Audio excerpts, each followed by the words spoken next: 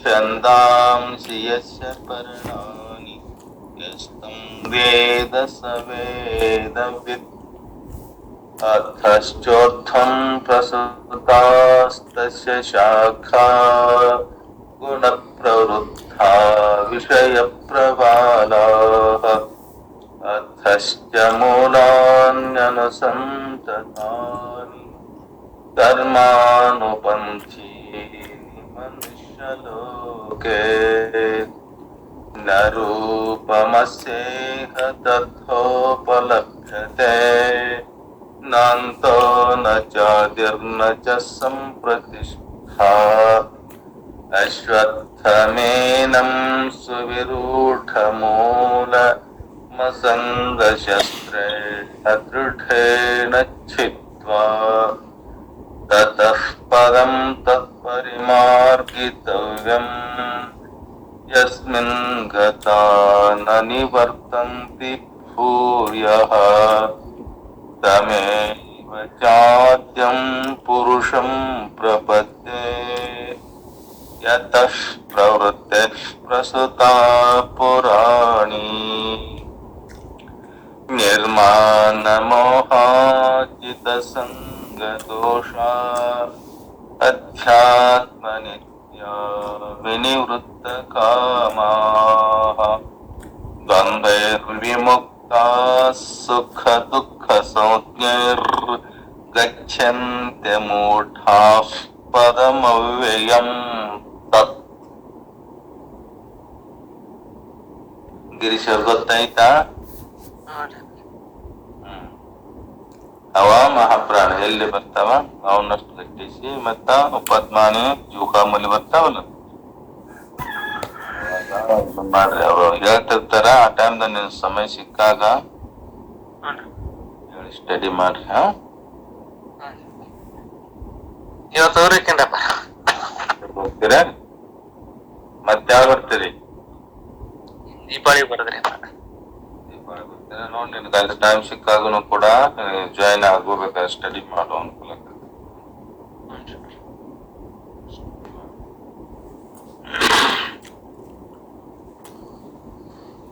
ಓಂ ಸಹನಾ ಭವತು ಸಹನೌ ಭುನಕ್ತು ಸಹ ವೀರ್ಯಂ ಕರವಾವಹೈ ತೇಜಸ್ವಿನಾವಧೀತಮಸ್ತು ಮಾ ವಿದ್ವಿಷಾವಹೈ. ಓಂ ಶಾಂತಿ ಶಾಂತಿ ಶಾಂತಿ. ವಸುದೇವ ಸುತಂ ದೇವಂ ಕಂಸಚಾನೂರಮರ್ದನಂ ದೇವಕೀ ಪರಮಾನಂದಂ ಕೃಷ್ಣಂ ವಂದೇ ಜಗದ್ಗುರುಂ. ಓಂ ಶಾಂತಿ ಶಾಂತಿ ಶಾಂತಿ. ಪರಮ ಪೂಜ್ಯ ಪ್ರಾತಸ್ಮರಣೀಯರಾದ ಶ್ರೋತ್ರಿಯ ಬ್ರಹ್ಮನಿಷ್ಠರಾದ ಶಿವಾನಂದ ಸಿದ್ಧಾರೂಢ ಯತೀಶ್ವರರ ಅಡಿದಾವರೆಗಳಲ್ಲಿ ಅನಂತ ಕೋಟಿ ದೀರ್ಘದಂಡ ನಮಸ್ಕಾರಗಳನ್ನು ಸಮರ್ಪಿಸಿ,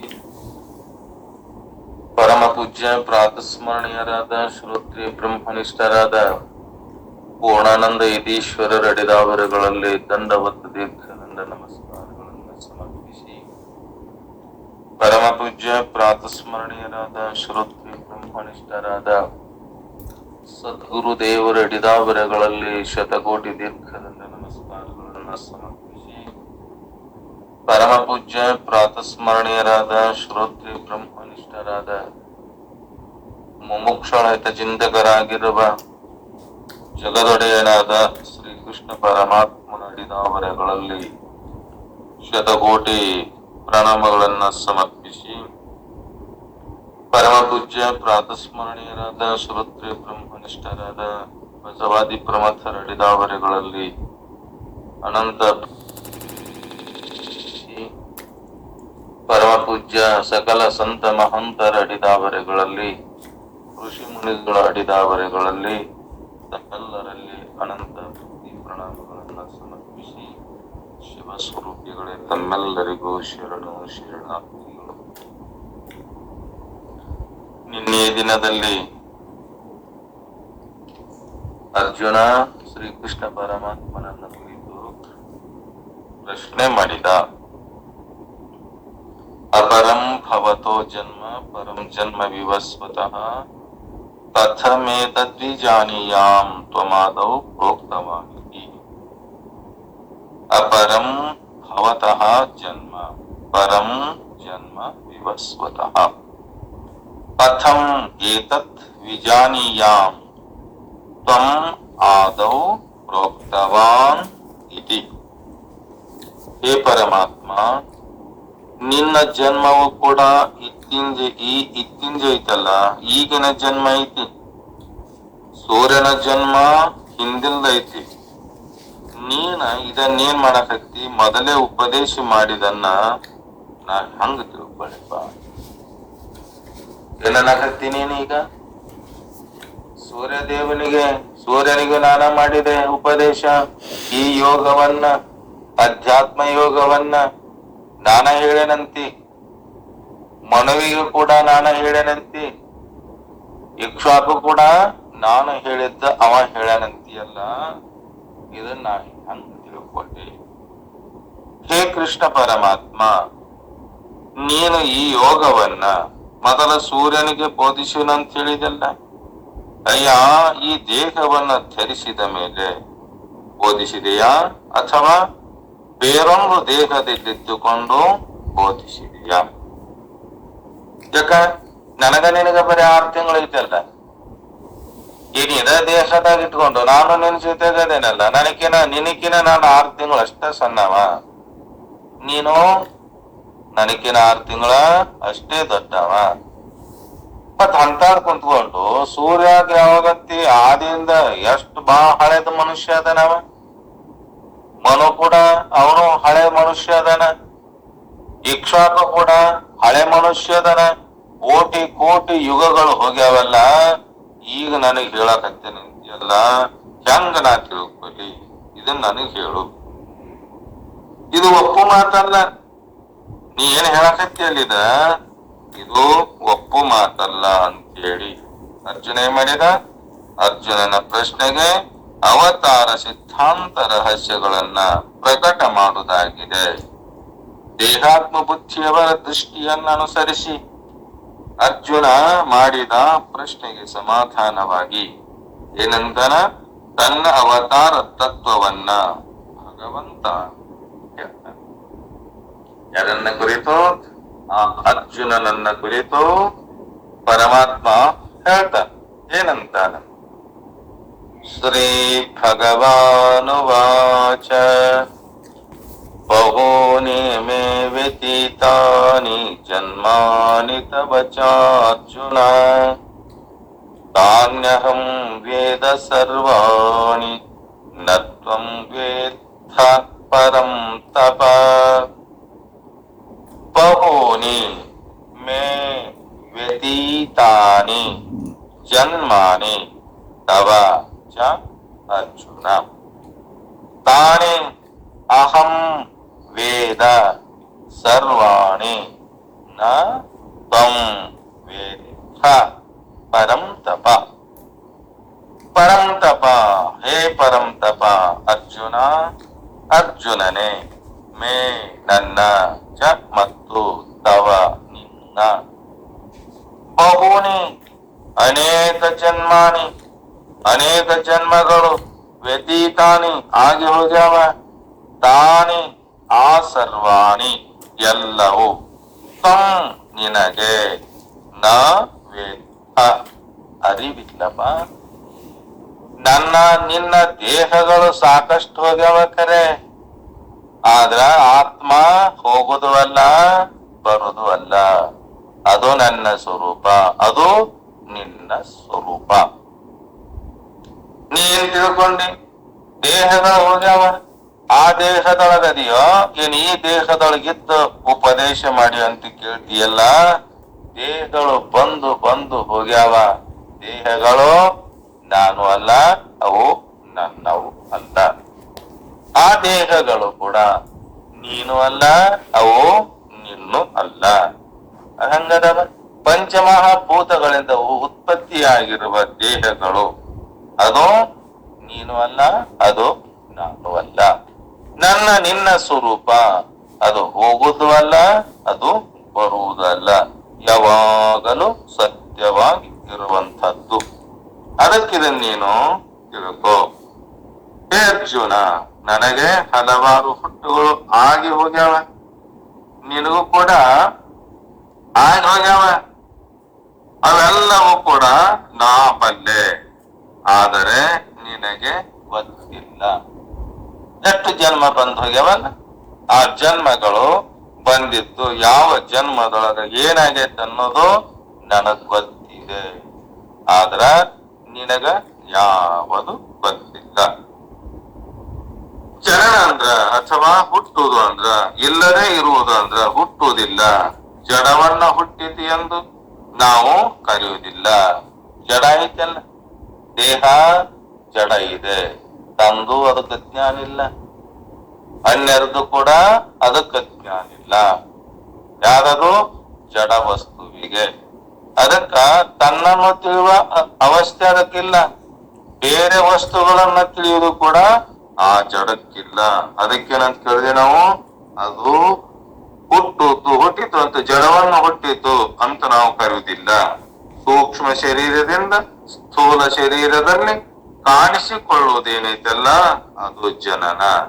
ಅದು ಸಾಯ್ತೈತಂದ್ರ ಸೂಕ್ಷ್ಮ ಶರೀರ ಸ್ಥೂಲ ಶರೀರವನ್ನ ತ್ಯಜಿಸ್ತದಲ್ಲ ಅಂತೇಳಿ ಪರಮಾತ್ಮ ಹೇಳಿದಾಗ, ನಿನಗೆ ಅನೇಕ ಹುಟ್ಟುಗಳಾಗೋಗ್ಯಾವ, ನನಗೂ ಅದು ತಿಳಿದಿದೆ, ಆದರೆ ಪರಂತಪನಾದ ನಿನಗೂ ಈ ವಿಚಾರ ತಿಳಿದಿಲ್ಲ. ಹೇ ಅರ್ಜುನ, ಇದು ನಿನಗೆ ತಿಳಿದಿಲ್ಲ. ನೀನು ಇದನ್ನು ಚೆನ್ನಾಗಿ ತಿಳಿದುಕೊಂಡು ನಾ ಹೇಳಿದಂತೆ ವಿಚಾರ ಮಾಡುವಂತ ಪರಮಾತ್ಮ ಹೇಳಕತ್ತೇನ. ಅರ್ಜುನ, ಸೂರ್ಯನು ಹುಟ್ಟಿದನೆಂದು ಮಾತು ಲೋಕದ ಜನರ ದೃಷ್ಟಿಯನ್ನ ಅನುಸರಿಸಿದಲ್ಲದೆ ಅದು ಸೂರ್ಯನ ದೃಷ್ಟಿಯಿಂದ ಸಂಭವಿಸುವುದಿಲ್ಲ. ಜನರ ಕಣ್ಣಿಗೆ ಏನಯ್ಯ, ಸೂರ್ಯ ಇದ್ದಲ್ಲೇ ಅದನ, ಯಾವಾಗಲೂ ಬೆಳಗ್ತಾನವ. ಜನರ ಕಣ್ಣಿನಲ್ಲಿ ಏನಗನ, ಸೂರ್ಯ ಹುಟ್ಟಿದಂತೆ ಆಗೈತೆ, ಸೂರ್ಯ ಮುಳುಗಿದಂತೆ ಆಗ್ಯಾನಲ್ಲ. ಆ ಸೂರ್ಯ ಎಂದೆಂದು ಮುಳುಗುವವನಲ್ಲ, ಎಂದೆಂದು ಹುಟ್ಟುವವನು ಅಲ್ಲ. ಅದಕ್ಕೆ ನೀನು ಅದನ್ನ ಚೆನ್ನಾಗಿ ತಿಳ್ಕೋ. ಇದರಂತೆ ನಾನು ಜನ್ಮರಹಿತನಾದರೂ ಕೂಡ ನಾ ಹೆಂಗ್ ಕಂಡೇನೆ, ಸಾಮಾನ್ಯರ ದೃಷ್ಟಿಯನ್ನ ಅನುಸರಿಸಿ ಅನೇಕ ದೇಹಗಳು ಅನೇಕ ಜನ್ಮಗಳು ಧರಿಸುವವನಂತೆ ಕಂಡು ನಾ ಬರುತ್ತೇನೆ. ನೀ ಏನ್ ತಿಳ್ಕೊಂಡಿ? ನಿನ್ನಂತೆ ನಾನು ಹುಟ್ಟಿ ಬರ್ತೇನೆ, ನನ್ನಂತೆ ನಾ ಸಾಯ್ತೇನಂತ ತಿಳ್ಕೊಂಡಿ ಅಲ್ಲ. ನೀ ಸತ್ಯದ್ದು ನಿನಗ್ ಗೊತ್ತೈತಿ. ನೀ ಸತ್ಯನಂತ ಹೇಳ್ತೀಯಲ್ಲ, ನೀ ಸತ್ಯದ್ದು ನಿನಗ್ ಗೊತ್ತೈತಿ. ನೀ ಹುಟ್ಟೇನಂತ ಹೇಳ್ತೀಯಲ್ಲ, ನಿನಗ್ ಹುಟ್ಟೇನನ್ನೋದು ನೀ ಹುಟ್ಟಿ ಏನು, ನೀ ಹುಟ್ಟುವವನಲ್ಲ, ನೀನು ಸಾಯುವವನಲ್ಲ. ಅಲ್ಲ, ನಾ ಹುಟ್ಟುವವನು ನಾನಲ್ಲ, ಸಾಯುವವ ನಾನಲ್ಲ ಅಂತ ಮತ್ ಹುಟ್ಟಿದ್ದು ಯಾವುದು, ಸತ್ತಿದ್ದು ಯಾವುದು? ಹುಟ್ಟಿದ್ದು ಈ ಜಡವಾದ ಶರೀರ, ಸತ್ತಿದ್ದು ಈ ಜಡವಾದ ಶರೀರ. ಈ ಜಡವಾದ ಶರೀರ ನೀನಲ್ಲ, ಇದು ನಿನ್ನದು ಅಲ್ಲ. ಹುಟ್ಟುವವನು ನೀನಲ್ಲ, ನೀನು ಸಾಯುವವನು ನೀನಲ್ಲ. ಅದಕ್ಕ ಇಂಥ ದೇಹಗಳು ಬರ್ತಾವಲ್ಲ ಹೊಕ್ಕವಲ್ಲ, ಅದು ಕಂಡು ಬರುವುದು ಈ ವಿಧವಾಗಿ ನನಗೆ ಸಂಬಂಧಿಸಿದ ಅನೇಕ ಜನ್ಮಗಳ ಸಂಗತಿಗಳನ್ನ ಸರ್ವಜ್ಞನು ಸರ್ವಶಕ್ತನು ನಾನೇನೆ. ನಾ ಎಲ್ಲವನ್ನ ತಿಳಿದುಕೊಳ್ಳಬಲ್ಲೆ. ಅಷ್ಟೇ ಅಲ್ಲ, ನಿನಗೂ ಈ ನಾನಾ ಜೀವರಿಗಳು ಅದವಲ್ಲ ಇವುಕ ಸಂಭವಿಸಿದ ಅನೇಕ ಜನ್ಮಗಳ ಸಮಾಚಾರಗಳನ್ನು ಕೂಡ ನಾನು ತಿಳಿದುಕೊಳ್ಳಬಲ್ಲೆ. ಪರಮಾತ್ಮ ಅಂತಾನ, ಯಾವ ದೇಹಗಳ ಬಂದಾವ, ಎಷ್ಟು ದೇಹಗಳು ಬಂದಾವ, ಎಷ್ಟು ಜೀವಿಗಳು ಹುಟ್ಟಿ ಬಂದವಲ್ಲ, ಎಲ್ಲವನ್ನ ರಕ್ಷಣೆ ಮಾಡುವವನು ನಾನೇ, ಎಲ್ಲವಕ್ಕೂ ಅನ್ನ ಹಾಕುವವನು ನಾನೇ. ಎಲ್ಲ ಅವ ನಡೆಯುವಂತೆ ಮಾಡುವವ ನಾನೇ, ಕೇಳುವಂತೆ ಮಾಡುವವನು ನಾನೇ, ನೋಡುವಂತೆ ಮಾಡುವವನು ನಾನೇ, ಮಾತನಾಡುವಂತೆ ಮಾಡುವವನು ನಾನೇ, ನಡೆಯುವಂತೆ ಮಾಡುವವನು ನಾನೇ, ಬರುವಂತೆ ಮಾಡುವವನು ಕೂಡ ನಾನೇ. ನಾ ಇರಲಾರದೆ ತೃಣಮಪಿ ನ ಚಲತಿ. ನಾನಿಲ್ಲದೆ ಈ ದೇಹಾದಿಗಳಿಗೆ ಏನಿಲ್ಲ, ಚಲನವಲನ ಮಾಡುವ ಶಕ್ತಿ ಇಲ್ಲ, ನೋಡುವ ಶಕ್ತಿ ಇಲ್ಲ, ಕೇಳುವ ಶಕ್ತಿ ಇಲ್ಲ, ಮಾತನಾಡುವ ಶಕ್ತಿ ಇಲ್ಲ, ಹೋಗುವುದು ಇಲ್ಲ, ಬರುವುದು ಇಲ್ಲ. ನಾನು ಎಲ್ಲವನ್ನ ತಿಳಿದುಕೊಳ್ಳಬಲ್ಲೆ. ಪಾರ್ಥ, ನಿನ್ನ ಜ್ಞಾನ ಶಕ್ತಿ ಅಜ್ಞಾನದಿಂದ ಆವರಿಸಿರುವುದರಿಂದ ನೀ ಏನ್ ಮಾಡಿ, ನೀನು ಅವುಗಳನ್ನ ತಿಳಿದುಕೊಳ್ಳಲಾರೆ. ನಿನಗೇನಿದೆ? ಅಜ್ಞಾನದ ಆವರಣ ಮುಚ್ಚಿದೆ. ಗಂಗ ನೀರಿನಲ್ಲಿ ಅಂತದ ಗಂಗ ಎದ್ದು ನೀರನ್ನ ಮುಚ್ಚಿ ನೀರು ಕಾಣದಂತೆ ಮಾಡಿದೆಯಲ್ಲ, ಹಾಗೆ ನಿನ್ನ ಅಜ್ಞಾನ ನಿನ್ನ ಸಾನ್ನಿಧ್ಯದಲ್ಲಿದ್ದುಕೊಂಡು ನಿನ್ನ ಸ್ವರೂಪವನ್ನ ತಿಳಿದುಕೊಳ್ಳಲಾರದಂತ ಮಾಡಿದ್ದಲ್ಲಪ್ಪ. ಅದಕ್ಕೆ ನಿನಗೇನ್ ಗೊತ್ತಾಗ್ತಾ ಇಲ್ಲ? ಎಷ್ಟೇ ಜನ್ಮ ಹೋಗ್ಯಾವ, ಎಷ್ಟೇ ಜನ್ಮಗಳು ಬಂದಾವ, ಖರೆ ನಾನು ಸೂರ್ಯನಿಗೆ ಉಪದೇಶ ಮಾಡಿದಾಗ ನೀನು ಅದೇ, ಮನುವಿಗೆ ಉಪದೇಶ ಮಾಡಿದಾಗೂ ಕೂಡ ನೀ ಅದೇ, ಯಕ್ಷಾಕು ಉಪದೇಶ ಮಾಡಿದ ಅವಂಗೂ ಮಾಡಿದಾಗೂ ಕೂಡ ನೀ ಅದಿ. ಖರೆ ನಿನಗೇನಾಗೈತಿ? ನಿನ್ನ ಅಜ್ಞಾನದ ಆವರಣದಿಂದ ಏನಾಗೈತಿ? ನಿನಗ ತಿಳಿಯಲಾರದಂತೆ ಮಾಡೈತಲ್ಲ. ಅದಕ್ಕೆ ನಿನಗ ಆ ಜ್ಞಾನ ಎಲ್ಲಿವರೆಗೆ ಹೋಗುವುದಿಲ್ಲಲ್ಲ, ಅಲ್ಲಿವರೆಗೆ ನನ್ನ ನಿಜವಾದ ಸ್ವರೂಪ, ನನ್ನ ಸ್ವರೂಪವನ್ನ ಕೂಡಲಿಕ್ಕೆ ನಿನಗ ಆಗುವುದಿಲ್ಲ. ಅದಕ್ಕ ನೀ ಯಾವಾಗ ಕೇಳಿದೆಪ್ಪ, ಯಾವಾಗ ಹೇಳಿದಂತ ಹೇಳ್ತೀಯಲ್ಲ, ನಾವಾಗೂ ಹೇಳಿದವನು ನಾನ, ನಡುವೆ ಹೇಳಿದವನು ನಾನ, ಈಗ ಅಂತ್ಯದಲ್ಲಿ ಹೇಳೋನು ಕೂಡ ನಾನೇ. ದೇಹಗಳು ಕೂಡ ಕೋಟಿ ಕೋಟಿ ಜನ್ಮಗಳು ಹೋಗ್ಯಾವ್ತಾರೆ. ಆದ್ರ ಎಲ್ಲ ಜನ್ಮದಲ್ಲಿ ಹಾಸು ಹೊಕ್ಕಾದವ ನಾನು. ಏನಂತಾನ ಪರಮಾತ್ಮ? ಈಗ ಹೂವಿನ ಮಾಲೆ ಆಗಲಿ, ರುದ್ರಾಕ್ಷ ಮಾಲೆ ಆಗಲಿ, ಎಲ್ಲ ಮಾಲೆಗಳು ದಾರ ಇದ್ದಾಗ ಅನುಸೂತವಾಗಿ ಏನಿದೆಯಲ್ಲ, ನನ್ನ ಆಧಾರದ ಮೇಲೆ ಎಲ್ಲಾ ನಾನಾ ತರದ ಸುಂದರವಾದ ಸುವಾಸನೆಯಿಂದ ಕೂಡಿರುವ ಆ ಹೂಗಳು ಅದಾವಂದಾಗ ಅನುಸೂತವಾಗಿ ಎಲ್ಲ ಹೂಗಳಲ್ಲಿ ನಾನೇ ಇದ್ದೇನೆ. ಅದನ್ನ ನೀ ತಿಳ್ಕೊ. ಆ ಹೂವಿನಲ್ಲಿ ಸುಗಂಧ ಹೊರ್ತದಲ್ಲ, ಅದರಲ್ಲಿ ನಾದೇನಂತ ತಿಳ್ಕೊ. ಎಲ್ಲದರಲ್ಲಿ ಕೂಡ ನಾದೇನಿ. ಅದಕ್ಕ ನಿನಗೇನಾಗೈತಿ? ಅಜ್ಞಾನ ಆವರಿಸಿರುವುದರಿಂದ ನೀನು ಅವುಗಳನ್ನ ತಿಳಿದುಕೊಳ್ಳಲಾರೆ. ನಿನಗೆ ಗೊತ್ತಾಗುವುದಿಲ್ಲ. ನೀನು ನಿನ್ನ ವಿಷಯವನ್ನ ತಿಳಿದುಕೊಳ್ಳಲಾರೆ ಅಂದ ಮೇಲೆ ಇತರ ಜೀವಿಗಳ ವಿಷಯವನ್ನ ನೀನು ಹೇಗೆ ತಿಳಿದುಕೊಳ್ಳ? ನಿನಗೆ ಗೊತ್ತಿಲ್ಲ ಅಂದಾಗ ಬೇರೆಯವರ ವ್ಯವಹಾರ ನೀ ಹೆಂಗ ತಿಳ್ಕೊಂತೀವ? ಕೆಲವರ ಮೇಲಿನ ಶ್ಲೋಕದಲ್ಲಿ ಶ್ರೀಕೃಷ್ಣ ಪರಮಾತ್ಮ ಹೇಳಿದ್ನಲ್ಲ, ತನಗೂ ಸಹ ಅನೇಕ ಜನ್ಮಗಳದ ಅಂತ ಹೇಳಿದ. ಅವ ಹೆಂಗದನ? ಜನ್ಮರಹಿತ ಪರಮಾತ್ಮ ಅಲ್ಲ. ನಮಗಿಂತ ಬುದ್ಧಿವಂತನಾಗಿರಬಹುದು ಎಂದು ಊಹಣೆ ಮಾಡ್ತಾರೆ ಅವರು ಕೂಡ. ಯಾರೋ ಒಂದ್ ಅನೇಕ ಜನ್ಮರಂತಾನೆ. ನಮ್ಮಂಗ ಅವನು ಮನುಷ್ಯ, ನಮ್ಮಂಗ ತಿಂತಾನೆ, ನಮ್ಮಂಗ ಉಂತಾನ, ಏನೆಲ್ಲ ವ್ಯವಹಾರ ಮಾಡ್ಯಾನ, ಸಾವಿರ ಹೆಂಡ್ರ ಮಾಡ್ಕೊಂಡಾನ. ನಾವ್ 5 ಮಂದಿ ಮಾಡ್ಕೊಂಡ್ರ ಏನಾಗ್ತದಂತ ನಾವು ಕುಂತೇವಲ್ಲ, ಅವನಂತೆ ಮಾಡುವ ಶಕ್ತಿ ನಿನಗೈತೇನಪ್ಪ? ಅವ ಮಾಡ್ಯಾನಲ್ಲ, ಅವ ಮಾಡಿದಂತ ಶಕ್ತಿ ಸಾಮರ್ಥ್ಯ ನಿನಗೈತೇನು? ಇಲ್ಲ. ಯಾಕಿಲ್ಲ? ಅಜ್ಞಾನದ ಶಕ್ತಿಯಿಂದ, ಆವರಣದ ಶಕ್ತಿಯಿಂದ ನಾನಾ ತರವಾಗಿ ಏನಾಗಿದೆ? ಇದು ಆಗುದಿಲ್ಲ. ಅದಕ್ಕ ಶ್ರೀಕೃಷ್ಣನಿಗೆ ಜನ್ಮ ಇದೆ ಎಂದು ಪ್ರತಿಪಾದಿಸುವುದಿಲ್ಲ. ಅವ ಹೆಂಗದನ? ಸರ್ವವನ್ನ ತಿಳಿಯುವ ಸರ್ವಜ್ಞ, ಸರ್ವಶಕ್ತದನ. ವೈದಿಕ ಮತದಲ್ಲಿ ಅದ್ವೈತ ಸಿದ್ಧಾಂತವು ಕೂಡ ಅವತಾರ ಸಿದ್ಧಾಂತ, ರಹಸ್ಯ ಪೂರ್ಣವಾದವು ಕೂಡ, ಅವು ವಿಲಕ್ಷಣವು ವಿಶಿಷ್ಟವು ಕೂಡ ಆಗ್ಯಾವ. ಅದಕ್ಕ ಎಲ್ಲರಿಗೂ ಸುಲಭವಾಗಿ ತಿಳಿಯುವುದಿಲ್ಲ. ಯಾವುದು? ಆ ಪರಮಾತ್ಮನ ಸ್ವರೂಪ. ವಿಮತಸ್ಥರ ಮಾತು ಒಂದು ಕಡೆ ಇರಲಿ. ಹಿಂದೂ ಮತಕ್ಕೆ ಸೇರಿದ ಬ್ರಹ್ಮ ಸಾಮಾಜಿಕರು ಕೂಡ, ಆರ್ಯ ಸಾಮಾಜಿಕರು ಕೂಡ ಈ ಅವತಾರ ತತ್ವವನ್ನ ಒಪ್ಪಲಾರರಂತೆ. ಆದರೂ ಸಿದ್ಧಾಂತ ಹೆಂಗಿದೆ? ಶ್ರುತಿ ಸ್ಮೃತಿ ಪ್ರಮಾಣ ಸಿದ್ಧ ಆಗಿರುವುದರಿಂದ ಒಪ್ಪಿಕೊಳ್ಳಲು ಯಾವ ಅಭ್ಯಂತರಿಲ್ಲ. ನಮಗೆಲ್ಲರಿಗೂ ಏನು ಪ್ರಮಾಣ ಇದೆ? ಶ್ರುತಿ ಪ್ರಮಾಣ, ಸ್ಮೃತಿ ಪ್ರಮಾಣ, ವೇದ ಪ್ರಮಾಣ. ಇಂಥದ್ದಿದ್ದಾಗ ಅದು ಯಾವುದೇ ಕೂಡ ಆದ್ರೂ ಕೂಡ ಶ್ರುತಿ ಪ್ರಮಾಣವನ್ನು ಇಟ್ಟುಕೊಂಡು ವ್ಯವಹಾರ ಮಾಡ್ತಾರಲ್ಲ. ಅದಕ್ಕೆ ಭಗವಂತ ಏನ್ ಮಾಡಿದ?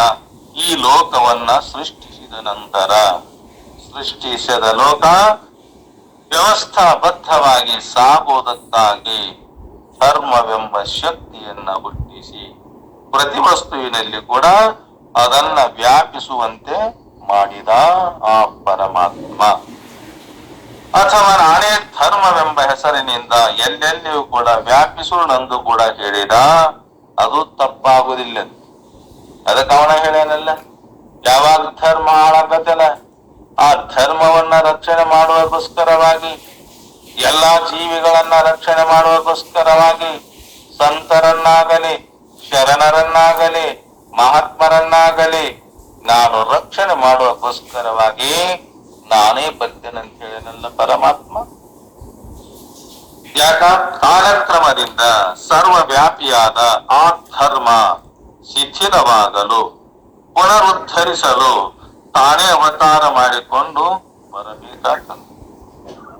ಬೆಂಗಳೂರಿನಿಂದ ಪುಣಾಕ್ ನಾವು ಒಂದು ಟ್ರಂಕ್ ರೋಡ್ ಇದೆಯಲ್ಲ, ಈ ಟ್ರಂಕ್ ರೋಡಿನಲ್ಲಿ ಅನೇಕ ಸೇತುವೆಗಳದಾವ. ಇವುಗಳೆಲ್ಲವೂ ಕೂಡ ಸರ್ಕಾರದವ್ರು ನಿರ್ಮಿಸ್ಯಾರ. ಆ ಸೇತುವೆಗಳಲ್ಲಿ ಯಾವುದಾದ್ರು ಒಂದು ಸೇತುವೆ ಬಿದ್ದು ಹೋದರೆ ಸೇತುವೆ ಮೇಲೆ ತಿರುಗಾಡುವವರ ಏನ್ ಮಾಡ್ತಾರ? ರಿಪೇರಿ ಮಾಡೋದಿಲ್ಲ. ಯಾರು ಮಾಡ್ಯಾರಲ್ಲ ಅವರ ಮಾಡ್ಬೇಕಾದನ. ನನ್ನ ಗಾಡಿ ಓಡಾಡ್ತತಿ, ನಿನ್ನ ಗಾಡಿ ಓಡಾಡ್ತತಿ ಅಂತ ಹೇಳಿ ಗಾಡಿ ಅವ್ರ ಏನಾರ ಆ ರೋಡ್ ರಿಪೇರಿ ಮಾಡ್ಯಾರೇನು? ಮಾಡೋದಿಲ್ಲ. ಯಾಕ? ಗೌರ್ಮೆಂಟ್ ದಾರ ಮಾಡ್ಯಾರ, ಗೌರ್ಮೆಂಟ್ ದಾರ ರೊಕ್ಕ ತಗೊಂಡಾರ, ಅವರ ಮಾಡ್ತಾರಂತ ಏನ್ ಮಾಡ್ತೇವೆ? ರಿಪೇರಿ ನಾವು ಮಾಡಕ್ ಹೋಗುದಿಲ್ಲ. ಸೇತುವೆ ಸರಿಯಾಗಿದ್ದರೆ ಎಲ್ಲರೂ ತಿರುಗಾಡ್ತಾರೆ. ಆ ರೋಡ್ ಕರೆಕ್ಟ್ ಇತ್ತಂದ್ರ ಆ ರೋಡಿನ ಮೇಲೆ, ಆ ಬ್ರಿಡ್ಜ್ ಮೇಲೆ, ಸೇತುವೆ ಮೇಲೆ ಎಲ್ಲರೂ ತಿರುಗಾಡ್ತಾರ. ಅದನ್ನ ರಿಪೇರಿ ಮಾಡ್ಬೇಕಾದ್ರ ಮೊದಲು ನಿರ್ಮಿಸಿದ ಸರ್ಕಾರದಿಂದಲೇ ಆಗ್ಬೇಕಲ್ಲ. ಇದರಿಂದ ಧರ್ಮವೆಂಬ ಸೇತುವೆ ಭಗ್ನವಾದಾಗ ನಿರಾಕಾರನಾದ ಪರಮಾತ್ಮ ನಕಾರವಾಗಿ ಅವತರಿಸಿ ಬಂದು ಅದನ್ನ ಪುನರುದ್ಧರಿಸಬೇಕವ. ಯಾರೋ ಪರಮಾತ್ಮ ಅವನ ರಿಪೇರಿ ಮಾಡ್ಬೇಕಂತ ತಾನೇ ಹುಡ್ಸ್ಯಾನಂತ ತಾನೇ ರಕ್ಷಣೆ ಮಾಡಬೇಕು. ತಾನು ಸ್ವಯಂ ಸಿದ್ಧ ಅನಾದಿ ಇರುವುದರಿಂದ ಅನಂತದನವ ಅವ್ಯಕ್ತನಾಗದನ ಶಿಷ್ಯರನ್ನ ಶಿಷ್ಟರನ್ನ ರಕ್ಷಿಸಲು, ದುಷ್ಟರನ್ನ ಶಿಕ್ಷಿಸಲು, ಧರ್ಮವನ್ನ ಉದ್ಧರಿಸಲು ಭಗವಂತ ಮಾಡ್ಯಾನ. ಯುಗ ಯುಗದಲ್ಲಿ ಕೂಡ ಅವತರಿಸಿ ಬರ್ತಾನ. ಯಾಕೆ ಬರ್ತಾನವ? ತನ್ನ ಭಕ್ತರನ್ನ, ತನ್ನ ಶಿಷ್ಯರನ್ನ ಉದ್ಧಾರ ಮಾಡುವಾಗಿ. ಯಾಕೆ ಗುರುಬಲ್ ಸರ ಯೂಟ್ಯೂಬ್ ತೆಗೆದಿರ್ಲೇಕ? ಗುರುಬಲ್ ಸ್ವಲ್ಪ ತಂಡಿ ಕಟ್ಟಿ ಸರ.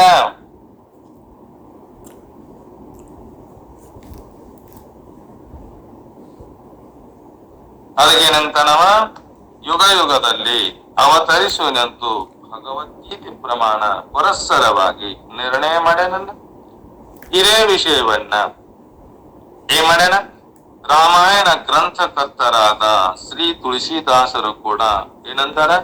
ಭಕ್ತರ ಮೇಲಿರುವ ಭಗವಂತನ ವರ್ಣಿಸಲಾರದ ವಾತ್ಸಲ್ಯವೇ ಭಗವಂತನ್ ಅವತರಿಸುವುದಕ್ಕೆ ಕಾರಣ ಏನಂತ ಹೇಳ್ತಾರ? ಭಕ್ತರು, ಭಾಗವತರು, ಸಾಧು ಸತ್ಪುರುಷರು ಲೋಕದಲ್ಲಿ ಇಲ್ಲವಾದರೆ ಶ್ರೀ ಬಸವೇಶ್ವರು ಕೂಡ, ಶ್ರೀ ರಾಮಕೃಷ್ಣಾದಿಗಳು ಕೂಡ ಅವತಾರ ಕೂಡ ಸಂಭವಿಸಿದ್ದಿಲ್ಲ.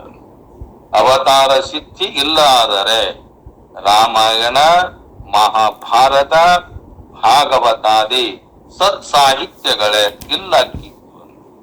ಹಾಗಾದ್ರ ಪ್ರಪಂಚವು ಅಂಧಕಾರ ವ್ಯಾಪ್ತವಾಗಿ ಮಹಾತಿಮಿರ ನರಕವೇ ಆಗಬೇಕಾಗಿತ್ತು. ಈಗ ನಾವು ಅನುಭವಿಸುವ ಸೌಭಾಗ್ಯವೆಲ್ಲವೂ ಕೂಡ ಆ ಸತ್ಪುರುಷರ ಪ್ರಸಾದವೇ. ಅವ್ರೇನ್ ಮಾಡ್ಯಾರ? ಆಗಾಗ ಬಂದ ಅವನಂದನ ಭಗವಂತ ಧರ್ಮವನ್ನ ರಕ್ಷಣೆ ಮಾಡುವಗೋಸ್ಕರವಾಗಿ, ಶಿಷ್ಟರ ಪರಿಪಾಲನೆ ಮಾಡುವಗೋಸ್ಕರವಾಗಿ ನಾ ಯುಗ ಯುಗದಲ್ಲಿ ಏನ್ ಮಾಡ್ತೇನೆ? ಅವತಾರವನ್ನ ತಾಳ್ತೇನೆ. ಇದಕ್ಕ ಆ ಧರ್ಮ ರಕ್ಷಣೆ ಮಾಡುವಗೋಸ್ಕರವಾಗಿ. ಹಾಗಾದ್ರ ಪ್ರಪಂಚವು ಅಂಧಕಾರ ವ್ಯಾಪ್ತವಾಗಿ ಮಹಾತಿಮಿರ ನರಕವೇ ಅಕ್ಕಿತ್ತಂತೆ. ಎಲ್ಲಿವರೆಗೆ ಬರದಿದ್ದರೆ ಇದೇನಕ್ಕಿತ್ತು? ನರಕದ ವ್ಯಾಪ್ತಿಯಲ್ಲಿ ಮುಳುಗುತ್ತಿತ್ತಂತೆ. ಅದಕ್ಕ ಈಗ ನಾವು ಅನುಭವಿಸುವ ಸೌಭಾಗ್ಯವೆಲ್ಲವೂ ಕೂಡ ಏನಿದೆ? ಇದು ಸತ್ಪುರುಷರ, ಮಹಾನ್ ಋಷಿಗಳ, ಯೋಗಿಗಳ, ಜ್ಞಾನಿಗಳ, ಇಂಥವರ ಸತ್ಪುರುಷರ ಪ್ರಸಾದಂತ. ಅವರ ಸಿದ್ಧಾಂತವನ್ನ ಶಾಸ್ತ್ರಗಳು, ಋಷಿಗಳು ಅನೇಕ ಮುಖವಾಗಿ ಒಪ್ಪಿಕೊಂಡರಲ್ಲ. ಆದರೂ ಅಪೇಕ್ಷಿತ ವಿತಂಡವಾದಿಗಳು, ಆಕ್ಷೇಪ ಮಾಡತಕ್ಕಂಥ ವಿತಂಡವಾದಿಗಳದಾರಲ್ಲ, ಸಂಖ್ಯೆ ಏನು ಕಡಿಮೆ ಇಲ್ಲ. ಪರಮಾತ್ಮ ಇಲ್ಲ ಅನ್ನವರದಾರ, ಭಗವದ್ಗೀತೆ ಇಲ್ಲ ಅನ್ನವರದಾರ, ಉಪನಿಷತ್ತುಗಳು ಇಲ್ಲ ಅನ್ನವರದಾರ, ವೇದಗಳಿಲ್ಲ ಅನ್ನವರದಾರ. ಇಂಥ ವಿತಂಡವಾದಿಗಳು ಬರೀ ಅವರೇ ಇದ್ರ ಏನಕ್ಕಿತ್ತು? ನರಕಕ್ಕಿತ್ತಂತಿದೆ ಎಲ್ಲ ಇಡೀ ಜಗತ್ತು. ನರಕವೇ ಪ್ರಾಪ್ತಿ. ಎಲ್ಲಿ ಹೋದರೂ ನರಕ, ಅಲ್ಲೇ ಎಳ್ಳೆಷ್ಟು ಸುಖ ಇಲ್ಲ. ಅದಕ್ಕ ನಿರಾಕಾರ ಪರಮಾತ್ಮ ಸಾಕಾರದಿಂದಲೂ ಬರಲು ಸಂಭವಿಸಿದೆ. ಅವ ಹೆಂಗದನ? ನಿರಾಕಾರ ಸ್ವರೂಪದಲ್ಲಿದ್ದುಕೊಂಡು ಮಾಡಲಾರದ ಕಾರ್ಯವಿರುವುದೇ. ಸರ್ವವ್ಯಾಪಕನಾದ ಪರಮಾತ್ಮ ದೇಶ ಕಾಲಗಳಿಗೆ ಬದ್ಧನಾಗಿ ಸಾಕಾರನಾಗುವುದೆಂದರೆ ಅವನ ವ್ಯಾಪಕತ್ವ ನಿರಾಕತ್ವಗಳಿಗೆ ಭಂಗವಲ್ಲವೇ? ಅವಂಗ ನೀವು ಹೇಳ್ತಿರಲಿಲ್ಲ ಆಕಾರ ವಿಕಾರ ಅಂತ, ಇದು ಭಂಗ ಅಲ್ಲೇನು ಅಂದ್ರ ಅವರ ಆಕ್ಷೇಪ ಅಲೌಕಿಕವಾದ ತತ್ವದ ವಿಷಯದಲ್ಲಿ ಆಕ್ಷೇಪಿಸುವುದು ಕರೆ, ಮಾನವನ ಅಧಿಕಾರ ಚೇಷ್ಟೆ. ಆದರೂ ಕೂಡ ಅಗ್ನಿಯ ದೃಷ್ಟಾಂತದಿಂದ ಅವರ ಅಪೇಕ್ಷೆಗಳೇನಗ್ಯವ? ಸಮಾಧಾನವನ್ನ ಕೊಡ್ತಾವಲ್ಲ. ಅಗ್ನಿಯು ತನ್ನ ಮೂಲ ಕಾರಣವಾದ ಪರಮಾಣು ರೂಪದಿಂದ ಅವ್ಯಕ್ತವು, ನಿರಾಕಾರವು, ವ್ಯಾಪಕ ಆಗಿದೆ. ಅದು ಅಗ್ನಿ. ಅದೆಂಗಿದೆ? ಉರಿಬೇಕಾತಂದ್ರೆ ಮೇಲ್ಮುಖವಾಗಿ ಉರುತ್ತದು, ನೀರು ಕೆಳಮುಖವಾಗಿ ಹರಿತೈತದು. ತಾನು ನೀರು ಬಿದ್ದ ನೀರು ಆಕಾಶಾತ್ ಪತಿತಂ ತೋಯಂ, ಆಕಾಶದ ಎತ್ತರದಿಂದ ಬಿದ್ದ ನೀರು ಎಲ್ಲಿ ಇಳಮುಖವಾಗಿ ಓಡ್ತಾ ಇದೆ ಇಲ್ಲ, ಹಾಗೆ ನೀರು ಕೆಳಮುಖವಾಗಿ ಹರಿದರೆ ಅಗ್ನಿ ಮೇಲ್ಮುಖವಾಗಿ ಉರಿದಿದೆ. ಎಷ್ಟು ಪ್ರಯತ್ನ ಮಾಡಿದರೂ ಕೂಡ ಅದೇನ್ ಮಾಡೋದಿಲ್ಲ? ಕೆಳಮುಖವಾಗಿ ಉರಿಯುವುದಿಲ್ಲ. ಯಾವುದು? ಅಗ್ನಿ. ಅದರಂತೆ ಏನಂತರ? ಅಗ್ನಿಯು ತನ್ನ ಮೂಲ ಕಾರಣವಾದ ಪರಮಾಣು ರೂಪದಿಂದ ಅವ್ಯಕ್ತ, ಅದು ನಿರಾಕಾರ, ಅದು ವ್ಯಾಪಕ ಆಗಿದೆ. ಅಂದ್ರ ಅಗ್ನಿಯು ಕಂಡು ಬರುವ ಪ್ರತಿ ಪದಾರ್ಥದಲ್ಲಿಯೂ ಕೂಡ ತುಂಬಿಕೊಂಡಿದೆ. ಅಗ್ನಿ ಎಲ್ಲದರಲ್ಲಿ ಇದೆ. ಆ ಅಗ್ನಿ ಇರ್ಲಿಲ್ಲ ಅಂದ್ರೆ ಅಲ್ಲಿ ವ್ಯವಹಾರ ಇಲ್ಲ. ಅಗ್ನಿ ಎಲ್ಲದರಲ್ಲಿ ತುಂಬಿಕೊಂಡಿದೆ. ನಾವು ಸಾಮಾನ್ಯವಾದ ಅಗ್ನಿ ನಮ್ಮ ನಿತ್ಯ ಕೃತ್ಯಗಳಿಗೆ ಉಪಯೋಗವಾಗಲಾರದು. ಸಾಮಾನ್ಯ ಅಗ್ನಿ ಆಗುದಿಲ್ಲ, ವಿಶೇಷ ಅಗ್ನಿ ಮಾತ್ರ ಆಕತಿ. ಈ ಕಟ್ಟಿ ಪೆಟ್ಟಿಗೆ ಒಳಗೆ ಬೆಂಕಿ ಐತಿಲ್ಲ, ಐತಿ. ಇದ್ದರೂ ಕೂಡ ಅದೇ ಕಟ್ಟಿಯನ್ನ ಮಕ್ಕಿಗೆ ನಾವು ಬರೆದಾಗ ಹೆಂಗದ ಅಗ್ನಿ ಉತ್ಪತ್ತಿ ಆಕತ್ತಲ್ಲ. ಕಲ್ಲಿನಲ್ಲಿ ಇದೆ ಅಗ್ನಿ, ನೀರಿನಲ್ಲಿ ಇದೆ ಅಗ್ನಿ, ಎಲ್ಲ ಕಡೆ ತುಂಬಿಕೊಂಡಿದೆ ಆ ಅಗ್ನಿ. ಅದಕ್ಕ ಸಾಮಾನ್ಯ ರೂಪದಿಂದ ವಿಶೇಷ ರೂಪಕ್ಕೆ ಬಂದರೆ ಅದು ಅಡಿಗೆ ಮಾಡುವುದೇ ಮೊದಲಾದ ಕೆಲಸಗಳಿಗೆ ಉಪಯೋಗ ಆಕತ್ತಲ್ಲ. ಕಟ್ಟೆಗಳನ್ನ ಮಚಿಸುವುದಕ್ಕೆ ಚಕಮಕಿ ಕಲ್ಲನ್ನ ಹೊಡೆಯುವುದರಿಂದ, ಬೆಂಕಿ ಕಟ್ಟಿಯನ್ನ ಕೀಚುವುದರಿಂದ ನಿರಾಕಾರವಾದ ಸಾಮಾನ್ಯ ಅಗ್ನಿ ಸಾಕಾರಕತೆ. ಸಾಕಾರವಾದ ಅಗ್ನಿಯು ಕೂಡ ನಮ್ಮ ಕೆಲಸ ಮುಗಿಯುತ್ತಲೇ ಅವ್ಯಕ್ತ ಆಗದೆಲ್ಲದು. ದೀಪ ಹಚ್ಚಬೇಕಾದ್ರೂ ಕೂಡ ಕಟ್ಟಿ ಕರಿತೇವೆ. ಇಲ್ಲಿಗಾದ್ರೆ ಹೋಮ ಹವನ ಮಾಡುವಾಗ ಕಟ್ಟಿಗೆಗಳನ್ನ ತಿಕ್ಕಿ ಆ ಕಟ್ಟಿಗೆಯಲ್ಲಿರತಕ್ಕಂಥ ಬೆಂಕಿಯಿಂದ ಹೋಮ ಹವನವನ್ನ ಮಾಡ್ತೇವಲ್ಲ.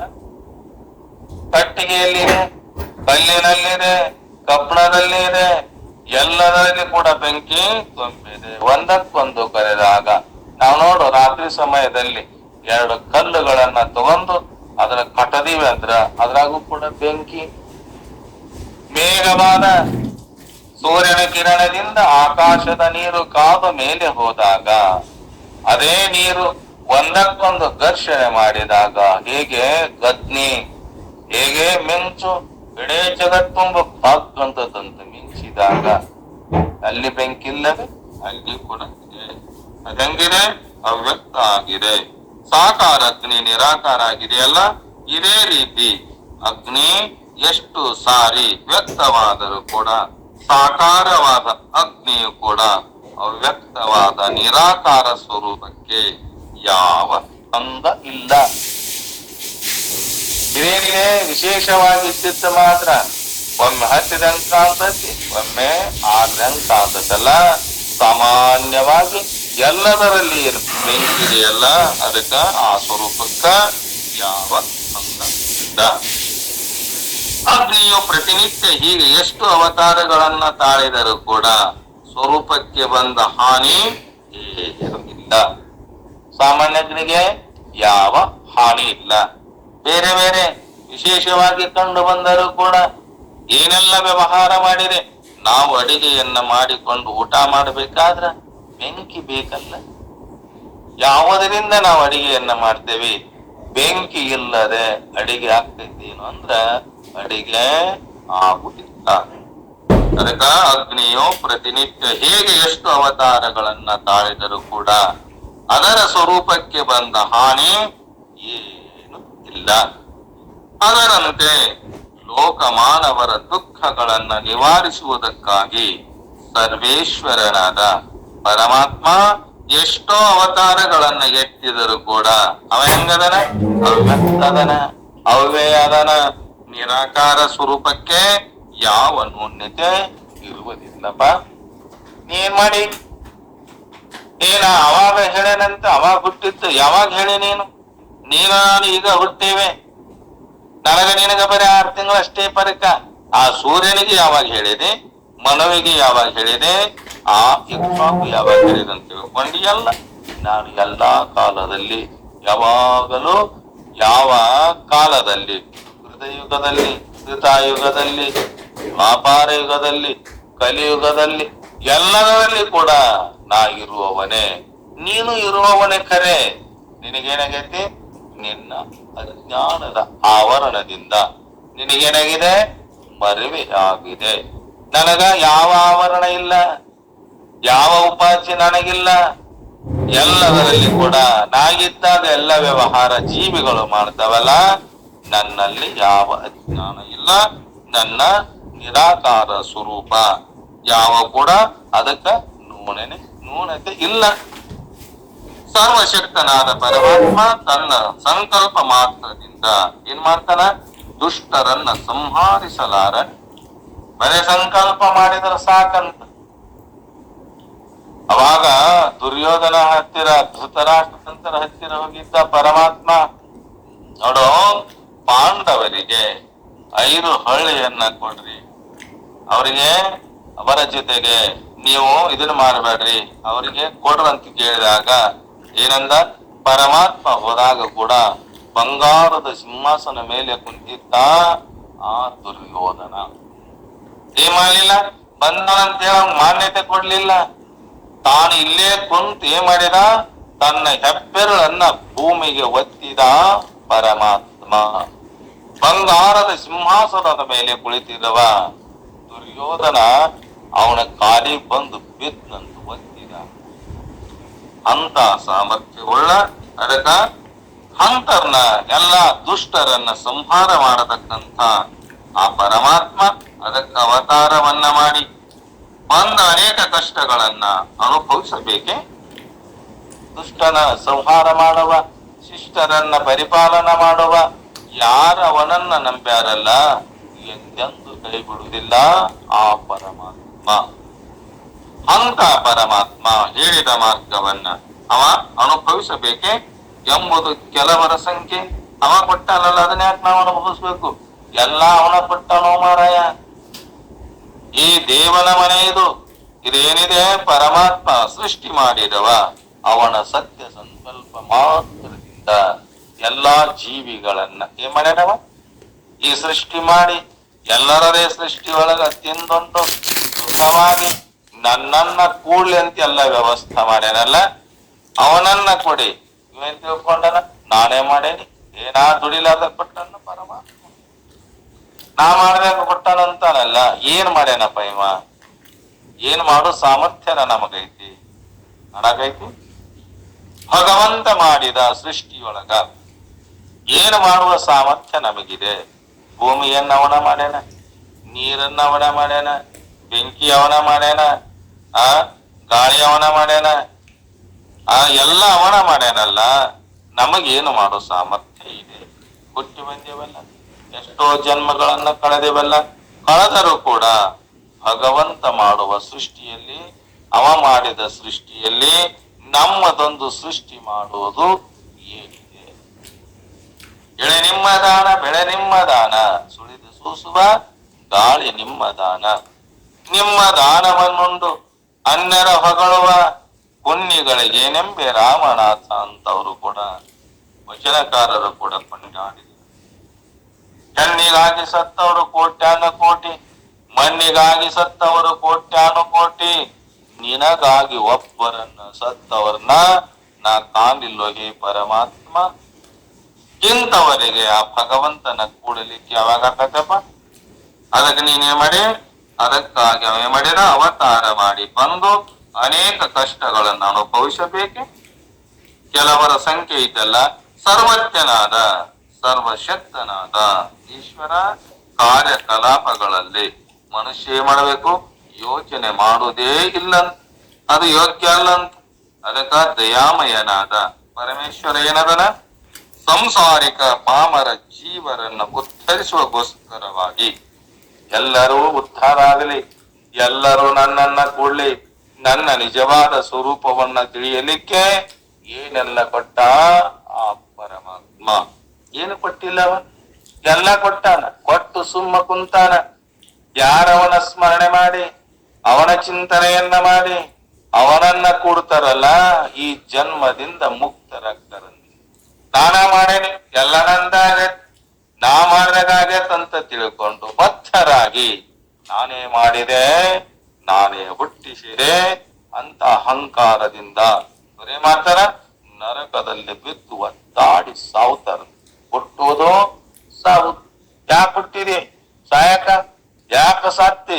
ಮತ್ ಹಾಳೆ ಹುಟ್ಟಾಕ. ಹಿಂಗಾದ್ರೆ ಇದು ಜೀವನ ಅಲ್ಲ.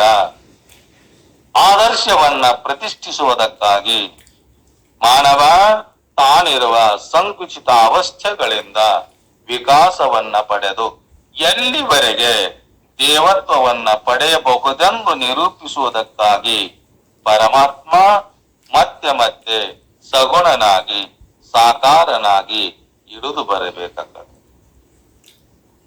ನಿರಾಕಾರ ವಸ್ತು ಅದನ ಖರೆ, ಸಾಕಾರಾದ ಮೂರ್ತಿ ರೂಪದಿಂದಾಗಲಿ ದೇಹಧಾರಣೆ ಮಾಡಿಕೊಂಡಾಗಲಿ ಬರಲಿಲ್ಲವೇ? ಸಿದ್ಧಾರೂಢರು ಬರಲಿಲ್ಲವೇ? ಶಿವಾನಂದರು ಬರಲಿಲ್ಲವೇ? ಕನಕದಾಸರು ಬರಲಿಲ್ಲವೇ? ರಾಮಕೃಷ್ಣರು ಬರಲಿಲ್ಲವೇ? ಆದಿ ಜಗದ್ಗುರು ಶಂಕರಾಚಾರ್ಯರು ಕೂಡ ಬರಲಿಲ್ಲವೇ? ಯಾವುದಕ್ಕಾಗಿ ಬಂದ? ಅಂತ ಒಂದು ಅವತಾರವನ್ನ ಭಗವಂತನ ಸ್ವರೂಪಾಗಿ ಏನಾಗ್ಯಾರವರು?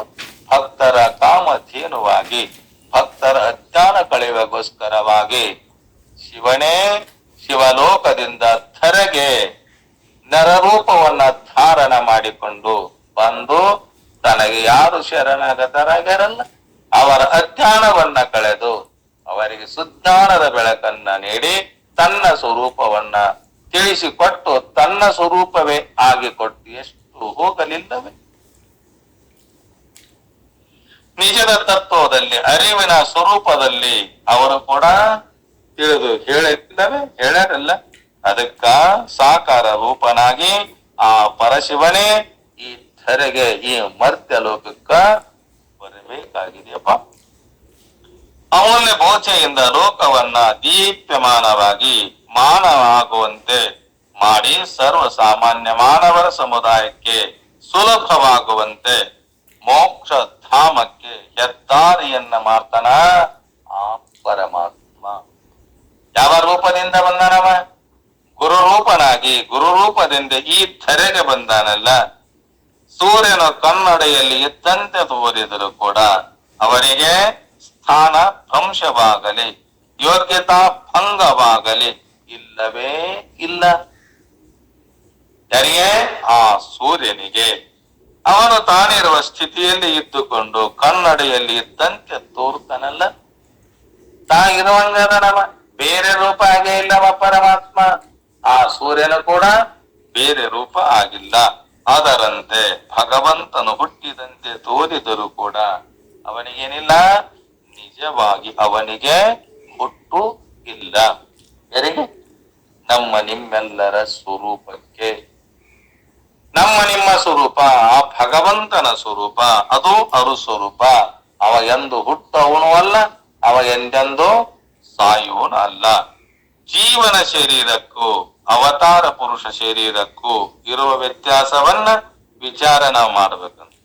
ಜೀವನ ಶರೀರಕ್ಕೂ ಜೀವನಿಗೆ ಬಂದಿರುವ ಈ ಜನ್ಮಕ್ಕೂ ಪೂರ್ವ ಜನ್ಮದಲ್ಲಿ ಮಾಡಿದ ಪಾಪ ಪುಣ್ಯ ಕರ್ಮಗಳೇ ಕಾರಣ. ನಮಗ್ ದೇಹಗಳು ಬಂದವಲ್ಲ, ಇದಕ್ಕೆ ಕಾರಣ ಏನು? ನಾವು ಮಾಡಿದ ಪಾಪ ಮತ್ತು ಪುಣ್ಯಗಳೇ ಕಾರಣ. ಇಂಥ ಪಾಪ ಪುಣ್ಯಗಳ ಕಾರಣ ಕೇವಲ ಕರ್ಮ ಪ್ರಭಾವದಿಂದಲೇ ಜೀವನಿಗೇನಾಗಿದೆ? ಜನ್ಮ ಬಂದಿದೆ. ಯಾವ್ದ್ರಿಂದ? ಆ ಕರ್ಮದ ಪ್ರಭಾವದಿಂದಲೇ ಈ ಜೀವನಿಗೆ ಜನ್ಮ ಬಂದಿದೆ. ಜೀವನು ಕೂಡ ಹಿಂದಿನ ಜನ್ಮದೊಳಗ ಮಾಡಿದ ಪುಣ್ಯ ಪಾಪ ಕರ್ಮಗಳಿಗೆ ಫಲಿತವಾಗಿ ಈ ಶರೀರದಲ್ಲಿ ಸುಖ ದುಃಖಗಳನ್ನ ಅನುಭವಿಸ್ತಿದಂತ. ಯಾಕ್ರಪ್ಪ ನನ್ನಂಗ ಒಂದು ದೇಹ ಬಂದತೆ ಕರೆ, ನನಗೆ ಯಾಕ ಸಿರಿವಂತಿಕೆ, ಅವನಿಗೆ ಯಾಕ ದುಃಖ? ಅವ ಸಿರಿವಂತಿಕೆ ಇದಾನ, ಸಿರಿವಂತಿಕೆಯಿಂದ ಜೀವನವನ್ನ ಮಾಡ್ತಾನ, ಸುಖವನ್ನ ಅನುಭವಿಸ್ತಾನ. ನಾನು ಕೂಡ ಅವನಂಗ ದೇಹವನ್ನ ತೊಟ್ಟುಕೊಂಡು ಬಂದೇನಂದ್ರ ಅವಂಗ ಯಾಕ ಸುಖ, ನನಗೆ ಯಾಕ ದುಃಖ? ಪರಮಾತ್ಮನು ಕೂಡ ಹಿಂಗ ಮಾಡಬಾರ್ದಾಗಿತ್ತಲ್ಲ ಅಂತ ನಾವು ತಿಳ್ಕೊಂಡೇವಲ್ಲ. ಪರಮಾತ್ಮ ಏನೇನು ಮಾಡಿದ್ದ? ನಾವು ಮಾಡಿದ ಕರ್ಮದ ಅನುಗುಣವಾಗಿ ಪಾಪ ಕರ್ಮವನ್ನ ಮಾಡಿದ್ವಿ ಅಂದ್ರ ದುಃಖವನ್ನ ಅನುಭವಿಸ್ಬೇಕು. ಪುಣ್ಯ ಕರ್ಮವನ್ನ ಮಾಡಿದ್ವಿ ಅಂದ್ರ ಸುಖವನ್ನ ಅನುಭವಿಸ್ಬೇಕು. ಯಾವ? ಈ ಜನ್ಮದೊಳಗ. ಇಂಥ ಪಾಪ ಪುಣ್ಯ ಕರ್ಮಗಳಿಗೆ ಫಲಿತವಾಗಿರುವ ಶರೀರದಲ್ಲಿ ಸುಖ ದುಃಖಗಳನ್ನ ಅನುಭವಿಸ್ತೀವಲ್ಲ. ಅವತಾರ ಪುರುಷರ ಶರೀರ ಪುಣ್ಯ ಪಾಪ ಕರ್ಮಗಳಿಂದ ಬಂದಂತ ಶರೀರ ಅವರದು ಅಲ್ಲ. ಯಾರ್ದು? ಅವತಾರಿಕ ಪುರುಷರ ದೇಹಗಳು. ಅವರ ಕರ್ಮ ಜನ್ಮ ಅಲ್ಲ, ಲೀಲಾ ಜನ್ಮ. ಅವರ ಜನ್ಮ ಏನಿದೆ? ಲೀಲಾ ಜನ್ಮ ಅಂತ ನೀ ತಿಳ್ಕೋಪ. ಸಾಧು ಜನರು ಮಾಡಿದ ಸತ್ಕೃತ್ಯಗಳು, ಪ್ರಾರ್ಥನೆಗಳು, ಇವುಗಳಿಗೆ ದುಷ್ಟರ ದುರಾಚಾರಗಳು, ನಾಸಿಕ ಭಾವಗಳು, ಇವುಗಳಿಗೆ ಘರ್ಷಣೆ ಉಂಟಾಗಿ ಭಗವಂತನ ಅವತಾರಕ್ಕೆ ಕಾರಣಕ್ಕವಂತ. ಸಂತರಾಗ್ಯಾರ, ಶರಣರಾಗ್ಯಾರ, ಸಾಧುಗಳಾಗ್ಯಾರ, ಭಿಕ್ಷುಕರಾಗ್ಯಾರ, ಋಷಿಗಳಾಗ್ಯಾರ, ಮಂತ್ರದ್ರಷ್ಟಾರರಾಗ್ಯಾರ. ಯಾಕಾಗ್ಯಾರ ಅವರು? ಸಜ್ಜನರ ಪುಣ್ಯ, ದುರ್ಜನರ ಪಾಪ. ಇವು ಅವತಾರಿಕ ಪುರುಷರ ಜನ್ಮಕ್ಕೆ ಕಾರಣ. ಇಷ್ಟೇ ಅಲ್ಲ, ಅವತಾರಿಕ ಪುರುಷರಿಗೆ ಪುಣ್ಯ ಕರ್ಮವೂ ಇಲ್ಲ, ಪಾಪ ಕರ್ಮವೂ ಇಲ್ಲ. ಹಂಗಾರ ಅವರು ಪಾಪ ಮಾಡ್ತಾರ, ಪುಣ್ಯ ಕರ್ಮ ಮಾಡ್ತಾರಲ್ಲ. ಆ ಪಾಪ ಪುಣ್ಯಗಳು ಎಲ್ಲಿ ಹೊಕ್ಕವ? ಯಾರು ಅವರ ಸ್ತುತಿಯನ್ನ ಮಾಡ್ತಾರ ಅವರ ಪುಣ್ಯ ಅವರಿಗೆ ಹೊಕ್ಕವನು. ಯಾರು ಪಾಪ ಮಾಡ್ತಿರ್ತಾರ ಅವರನ್ನ ನಿಂದ ಮಾಡ್ತಿರ್ತಾರಲ್ಲ ಅವರು ಮಾಡಿದ ಪಾಪ ಆ ನಿಂದಕರಿಗೆ ಹೊಕ್ಕವನು. ಅವರಿಗೆ ಪಾಪವೂ ಇಲ್ಲ, ಅವರಿಗೆ ಪುಣ್ಯವೂ ಇಲ್ಲ. ಇಂಥ ಪಾಪ ಕರ್ಮ ಆದುದರಿಂದ ಅವತಾರ ಪುರುಷರಿಗೆ ಪುಣ್ಯ ಕರ್ಮವೂ ಇಲ್ಲ, ಪಾಪ ಕರ್ಮವೂ ಇಲ್ಲ. ಅವತಾರ ಪುರುಷರ ಶರೀರದಿಂದ ಧರ್ಮಾತ್ಮರೇನಕ್ಕರ ಸುಖಿಗಳಾಗ್ತಾರ, ಪಾಪಾತ್ಮರೇನಕ್ಕರ ದುಃಖಿಗಳಾಗ್ತಾರ. ಪ್ರಹ್ಲಾದನ ಪುಣ್ಯ ಹಿರಣ್ಯ ಕಶುಪಿನ ಪಾಪ ಎರಡು ಸೇರಿ ನಾರಸಿಂಹ ಅವತಾರಕ್ಕೆ ಕಾರಣ ಆಯಿತು. ಭಕ್ತ ಪ್ರಹ್ಲಾದ ರಾಕ್ಷಸನ ಹೊಟ್ಟೆಯಲ್ಲಿ ಹುಟ್ಟ್ಯಾನ. ರಾಕ್ಷಸ ಹಿರಣ್ಯ ಕಶಪ್ಪ ಏನದನ ದುಷ್ಟದನ, ಪಾಪ ಕರ್ಮವನ್ನ ಮಾಡಿ ಅದಕ್ಕ ಅವನ ಅವತಾರ ಏನಾಯ್ತದು ಪುಣ್ಯ ಮತ್ತು ಪಾಪ ಎರಡು ಸೇರಿ ನಾರಸಿಂಹ ಅವತಾರಕ್ಕೆ ಕಾರಣ. ನರಸಿಂಹ ಅವತಾರ ಶರೀರದಿಂದ ಪ್ರಹ್ಲಾದನಿಗೆ ಸುಖ, ಹಿರಣ್ಯ ಕಶುಪಿಗೆ ದುಃಖ ತಂತು. ಇವನ ಪಾಪ ಪುಣ್ಯ, ಇವನ ಪಾಪ ಪಾಪ ಪಾಪ ಪುಣ್ಯ. ಹಿರಣ್ಯ ಕಶ್ಯಪ ಏನ್ ಮಾಡಿದ? ನನ್ನಂತ ಜಗತ್ತಿನೊಳಗ, ಈ ಜಗತ್ತಿನೊಳಗ ನನ್ನಂತ ಶ್ರೇಷ್ಠರಾದ ದೇವತೆಗಳು ಇನ್ನೊಂದು ಇಲ್ಲ ಅಂದ. ಅವ ಅಂದ, ನೋಡಪ್ಪ ಇದೆಲ್ಲವೂ ಕೂಡ ಭಗವಂತನ.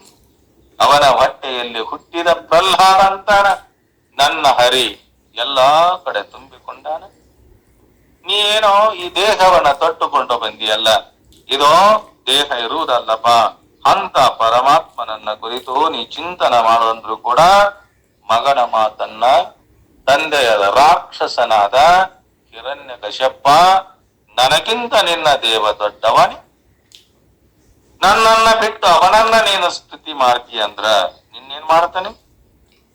ಅರಣ್ಯದೊಳಗ ಹೋಗಿ ಕೊಲಗಡುಕರಿಂದ ನಿನ್ನನ್ನ ಸಾಯಿಸ್ತೇನಂತೇಳಿ ಡಕಾಯಿತರನ್ನ ಕೊಲಗಡಕರನ್ನ ತರಿಸಿ ಬೇರೆ ಎತ್ತರವಾದ ಅವನೇನ್ ಮಾಡಿದ್ರು, ಕೈ ಕಾಲ ಕಟ್ಟಿ ಮೇಲೆ ಬೆಟ್ಟದಿಂದ ಚೆಲ್ಲಿದರು ಕೂಡ ಆ ಭಕ್ತನನ್ನ ಪರಮಾತ್ಮ ಕೈ ಬಿಡಲಿಲ್ಲ. ತನ್ನ ಕೈ ಒಳಗ ದುಷ್ಟರೆಷ್ಟೇ ಹಿಂಸೆ ಕೊಟ್ಟರೂ ಕೂಡ ಅವನ ಜನ್ಮವನ್ನ ತೆಗೆಯಲಿಕ್ಕೆ ಆಗಲಿಲ್ಲ.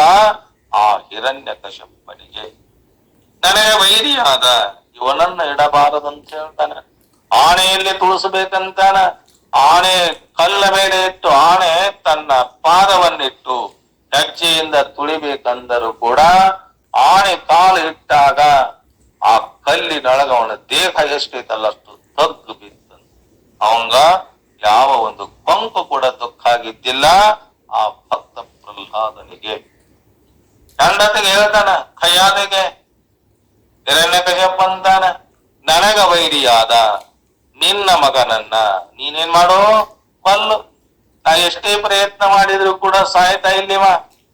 ನನಗ ವೈರಿಯಾದ ಈ ದುಷ್ಟನನ್ನ ಮುಗಿಸ್ಬೇಕಂತೇಳಿ ತಂದೆ ಎಷ್ಟೇ ಪ್ರಯತ್ನ ಮಾಡಿದರೂ ಕೂಡ ಖಯಾದಿಗೆ ತನ್ನ ಹೆಂಡತಿಗೆ ಹೇಳ್ತಾನೆ, ಅಮೃತ ಪ್ರಾಯವಾದ ಹಾಲನ್ನ ನೀನು ಕುಡಿಸಿರುವೆ ಅಲ್ಲ ಇವನಿಗೆ, ನಿನ್ನ ಕೈಯಾರೆ ವಿಷವನ್ನ ಕುಡಿಸು, ಸಾಯಿಸು ಅಂತ.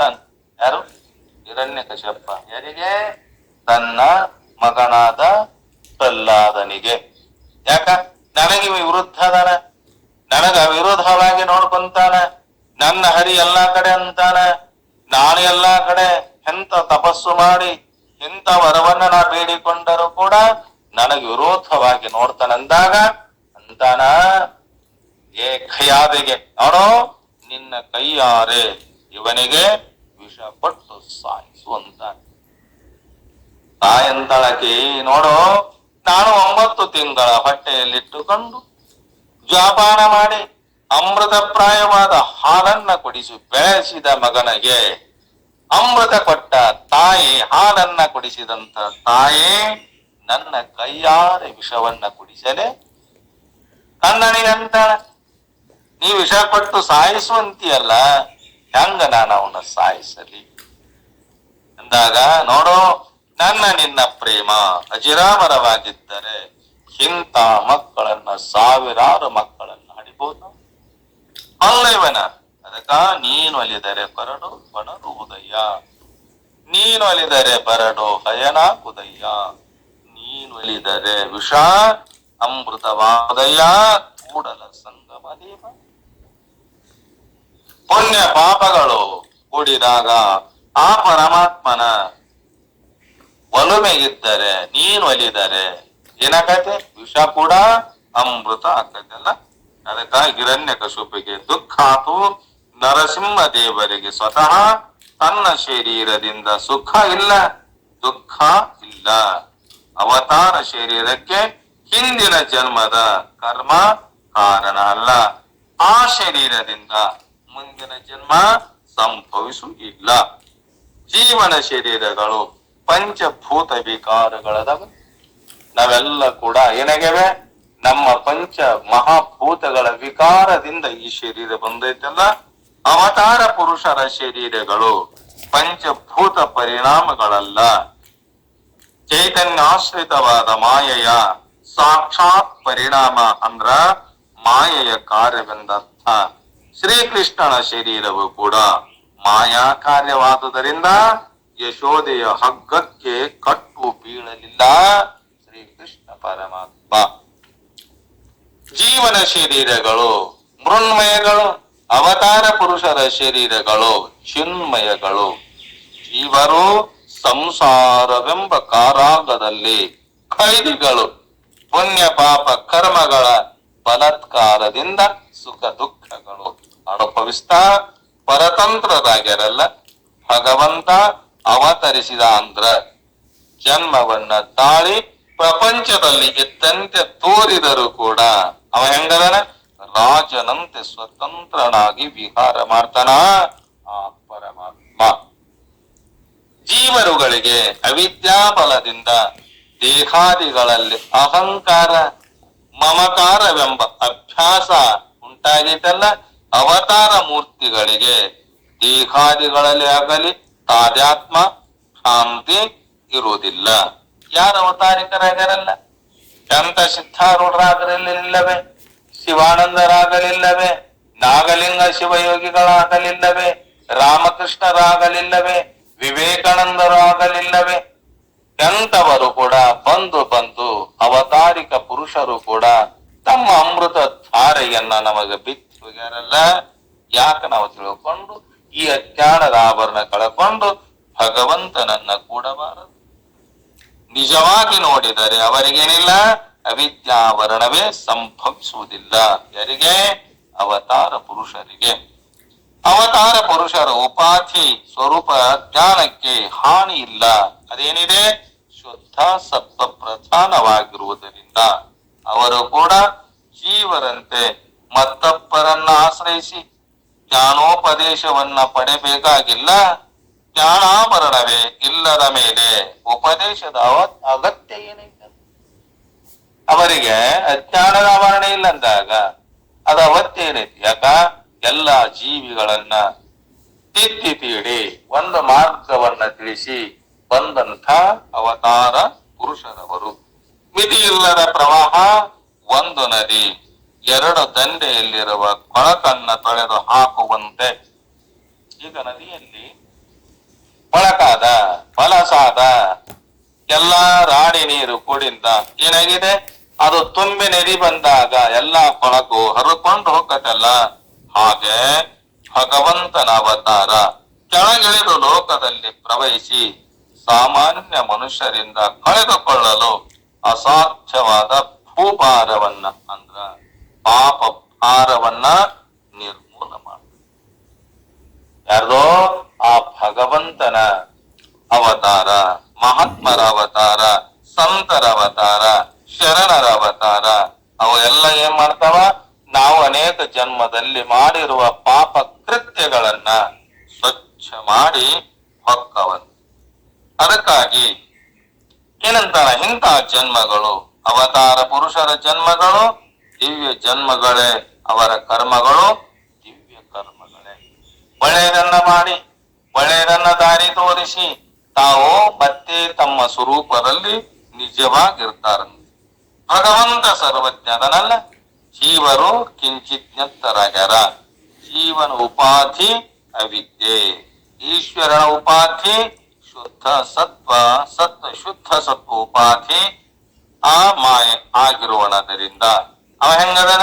ಸರ್ವಜ್ಞ ಈಶ್ವರದನ. ಸರ್ವಜ್ಞತ್ವವನ್ನ ಕುರಿತು ಬ್ರಹ್ಮ ಸೂತ್ರಗಳಲ್ಲಿ ಹೇಳ್ಯಾರಲ್ಲ. ಏನಂದಾರ ಅವರು?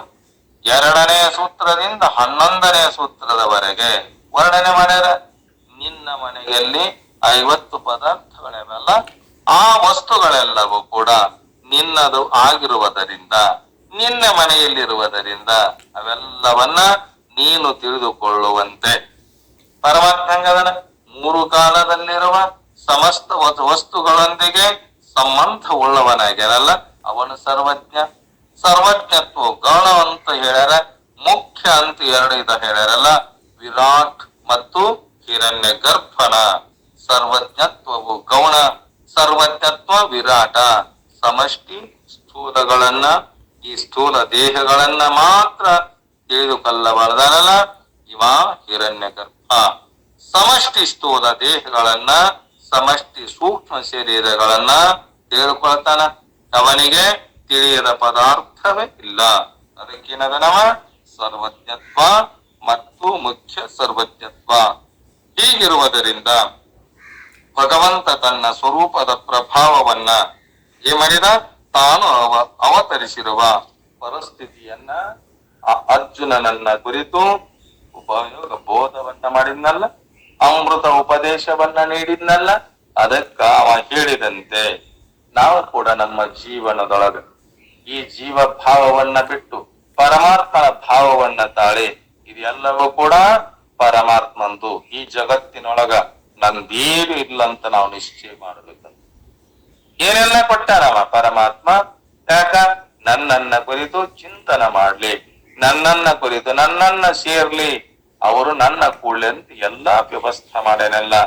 ಅಂತ ಸದ್ಗುರುನಾಥ, ಅಂತ ಪರಮಾತ್ಮ ನಮಗಂತ ಭಾವವನ್ನ ಕೊಟ್ಟು ಈ ಜನ್ಮವನ್ನ ಸಾರ್ಥಕ ಮಾಡಿ ಅವರು ನಮ್ಮನ್ನು ಕೂಡ ತಮ್ಮಂತೆ ಮಾಡಿಕೊಳ್ಳುವ ಸದ್ಬುದ್ಧಿಯನ್ನ ಆ ಸದ್ಗುರುನಾಥನು ನಿಮ್ಮೆಲ್ಲರಿಗೆ ಕೊಟ್ಟು ಕಾಪಾಡಿ ಅಂತೇಳಿ 2 ವಾಕ್ಯ ಪುಷ್ಪಗಳನ್ನ ಸದ್ಗುರುನಾಥರ ಶ್ರೀ ಕೃಷ್ಣ ಪರಮಾತ್ಮನ ಹಡಿದಾವರೆಗಳಲ್ಲಿ ಸಮರ್ಪಿಸಿ ತಮ್ಮೆಲ್ಲರಿಗೂ ಶರಣಾರ್ಥಿಗಳು. ಶಿವಸ್ವರೂಪಿಗಳೇ. ಓಂ ಸಹನಾವತು ಸಹನೋ ಭುನಕ್ತು ಸಹ ವೀರಂ ಕರವಾವಹೈ ತೇಜಸ್ವಿನಾವಧೀತಮಸ್ತು